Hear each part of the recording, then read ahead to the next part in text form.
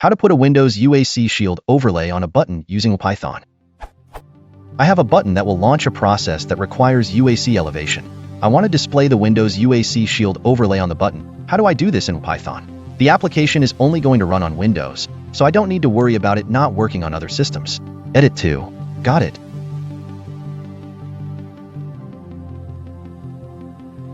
I put true in the W param, not L param of send message. This works now. Now I'm just wondering if BCM setShield is declared in some library somewhere in Pywin32, but I'm fine with declaring the constant myself if I have to. I don't know how to send a Windows message in Python, but I assume you do. You need to send BCM_setShield with true as the parameter.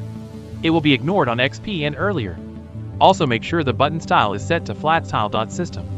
The numerical value of BCM_setShield is 0x00000160C.